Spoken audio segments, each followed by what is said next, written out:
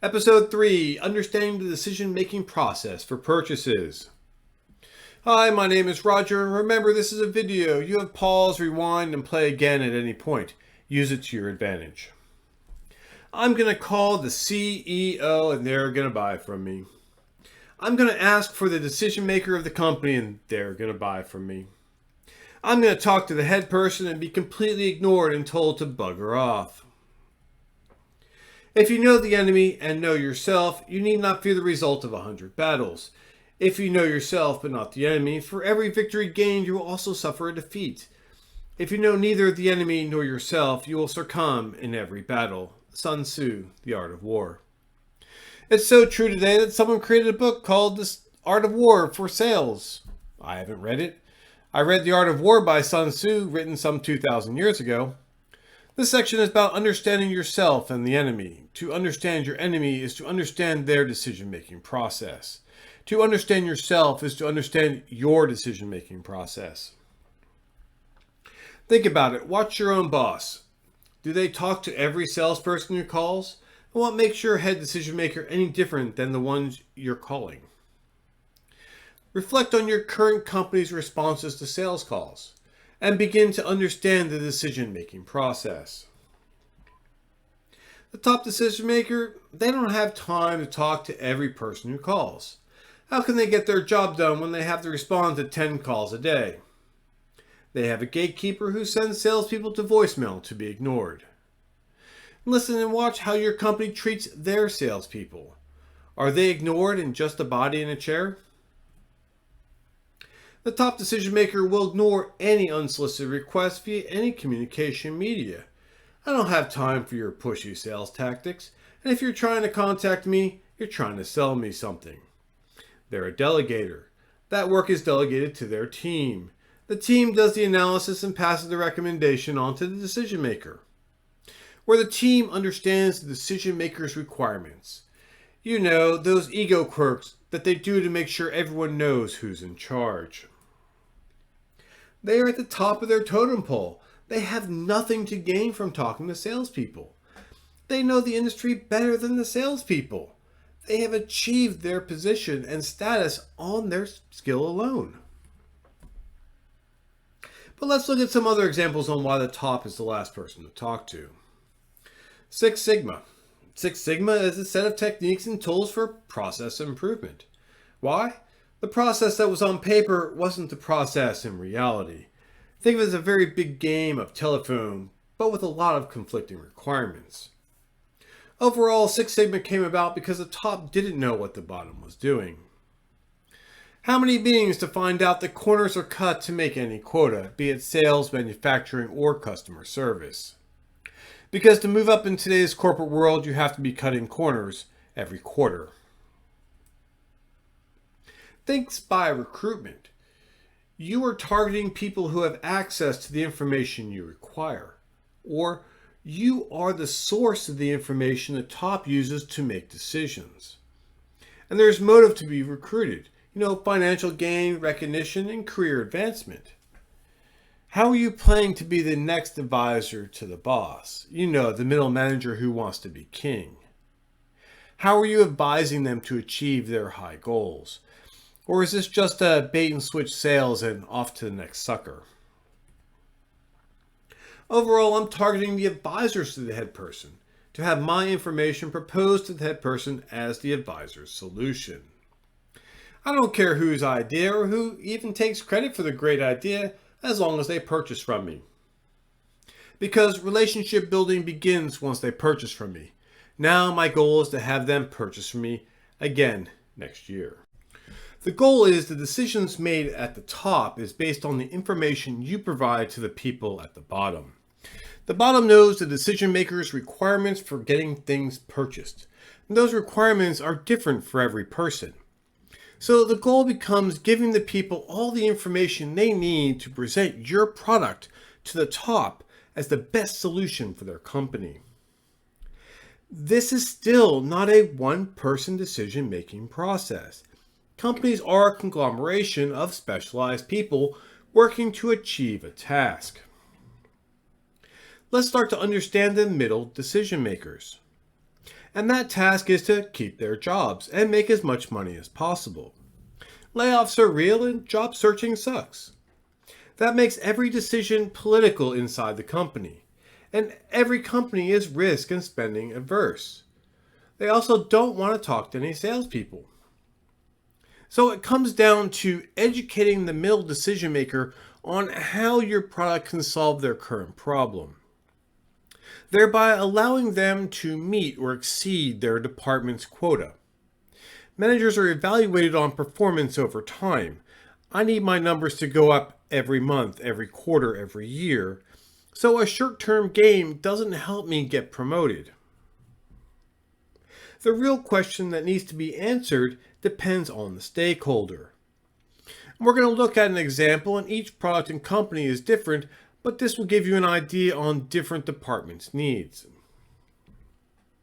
From an IT perspective, I need to know, well, what are the hardware requirements? Is the installation and maintenance documentation current? How do I back up and restore the data? Who has to manage the user accounts? Where are the training videos for the users? And how to restore admin accounts, product support, and how much? And their focus is going to be on how much new work does this require. My budget keeps getting cut and I don't have a lot of resources to manage another solution. Is this purchase coming out of my budget or someone else's, or any combination of the two? The sales and marketing director perspective, and how does this product create the reports I need? How do I add custom data points for my special reports? How do I manage my users' permissions? Does IT need to do this, or is this something I can do? How is this going to improve my staff's productivity? And where are the training videos to teach my staff how to use the product? Product support comes from who? What's my ramp-up time? And how much is this going to cost? As you see, there's a difference between each department's needs and requirements. But what about the marketing sales worker perspective? Where are your training videos on how to use the product? How does this solution handle all these special cases? How do I get support if I have a problem? What are my new expectations? And do I get paid more if I do more work? If you think these people aren't important, then you've never seen a product fail, even after forming, storming, norming, and performing changes of the group. There are so many hidden requirements that came about in order to achieve the current performance quotas. They're not all documented. How many people do you need to talk to complete this sale? How many hours to make a consensus in your target customer? How many hours does all this take to talk to all these people? How many months does all this take to get all these meetings scheduled? Why do you think salespeople are told to call and ask for the decision maker? Either way, it's too many hours wasted talking to people who are not buying. I don't have the luxury of time as either the buyer or the seller. This is another reason why people don't want to talk to salespeople. It's just a waste of time that should have been an email is now a meeting. Let's understand the salesperson. Hello, close, close, close, sign here, close, close. Everything is closing. You're paid to close. You're not paid to educate the customer. Otherwise, you'd be a teacher and not a salesperson. Sales closing tools. I got an emotional response close, sex sells close, option close, urgency close, now or never close, assumption close, sign here, and I'll show you how it all works. But let's really look at the salesperson. They're desperate. It's close or be fired, close or be evicted, close or else. They'll say anything to get a deal signed, encouraged to do whatever it takes to get the sale completed. Lies, deceit, and deception is the mantra of the salesperson. The situation is about closing the deal as fast as possible, whether or not you need the product. You don't get to the top by relying on what a salesperson says, but on what products you need. Younger decision makers may be swayed by a fast-talking salesperson, but they may not be in charge for long. How does it go? Fool me once, shame on you. Fool me twice, shame on me. Or maybe a better way to say this is, burn me once and trust is lost, now everyone has to pay for it. No wonder no one wants to talk to a salesperson. the potential customer needs information to figure out if this product is the best fit for their company. The salesperson just wants to close this deal and will say whatever it takes to make it happen. But companies are still buying. Why? They've identified their individual corporate needs and was able to determine what was the best fit for them. Based on real information and not the word of a salesperson. The lowest form of life. I will not risk my career based on the words of a salesperson. I require an analysis report to back up any decision made for a purchase. People need time to process. Do we have this problem? Is it something we've already planned for? Does this solve our perceived problem and future problems? And does this fit in our current corporate political environment? Overall, everyone is selling solutions to perceived problems. The emphasis is on the perceived. We don't know unless we take a deep look into the company. Executive problems. Executives do not have problems. Workers have problems. Executives are there to maximize the profits to resource usage. Why do you get more work but no more pay? If it's not broke, why fix it? Proactive is a waste of money. Does this directly increase my current quarter's financial results? This led to many unfounded ROI claims that this product can increase your sales by X%. And this was done in order to talk to the executive that had control over the money.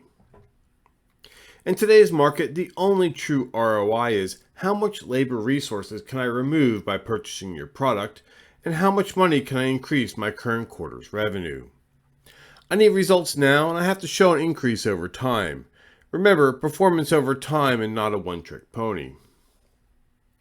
Is there a return on investment? Yes, but it's something that has to be determined by the target company. Only they know the hidden truths of how stuff works. They're not telling you all the corner cutting that's going on to meet the quarterly goals. Yes, there's things going on inside that people are intentionally ignoring in order to keep their jobs. So who do you target? Those who are open to new ideas. What does open mean? Open means that the person perceives that there is a problem and is looking for a possible solution. What it really means is I've acknowledged that there's a problem.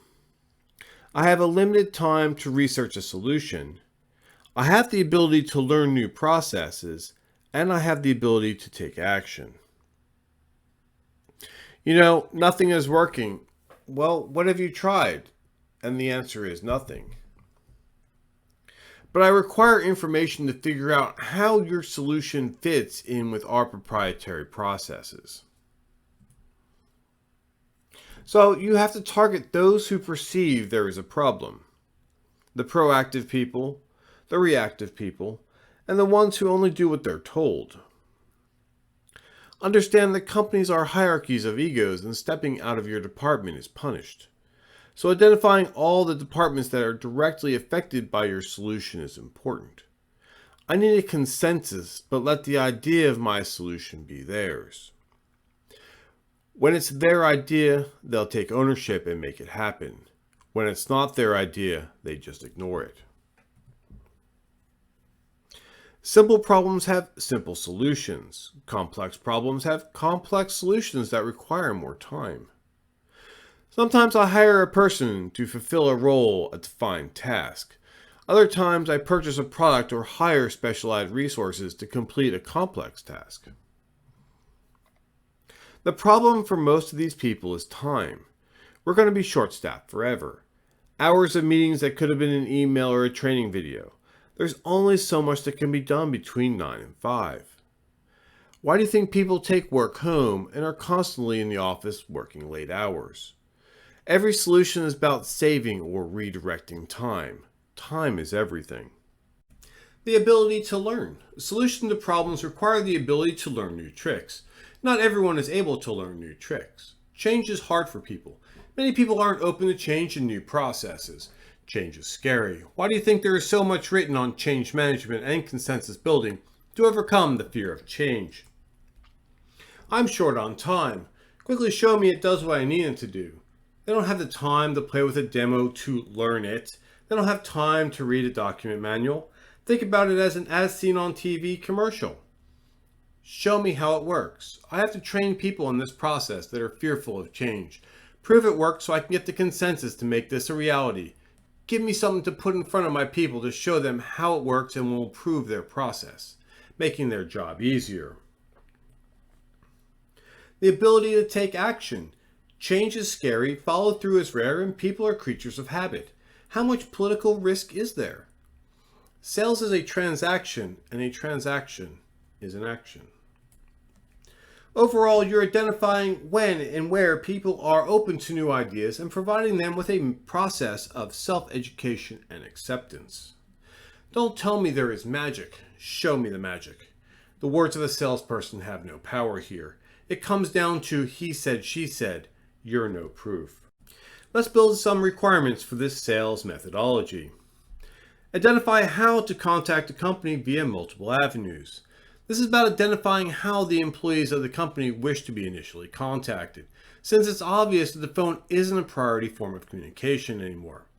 You still have to try the front door. Most people don't respond, but they may. Today's front door is filling out a form on their website requesting information. We have to identify the advisors to the head person.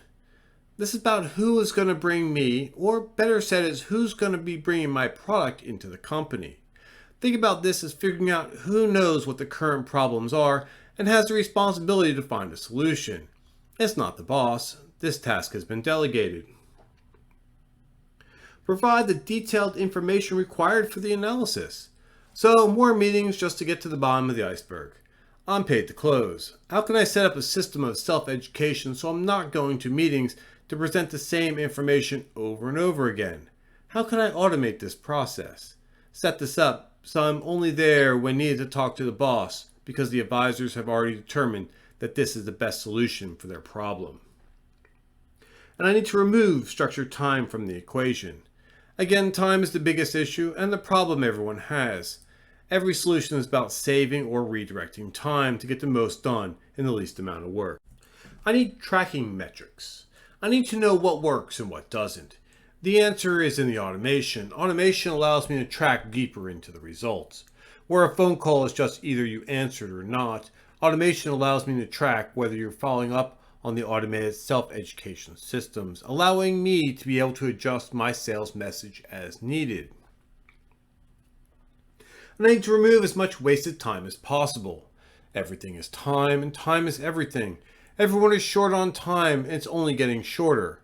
Think about the 40-hour work week doesn't cut it anymore. And the only way to improve that is automation. So what's coming next? Episode 4, putting it all together into a step-by-step process. Hope to see y'all there. Bye.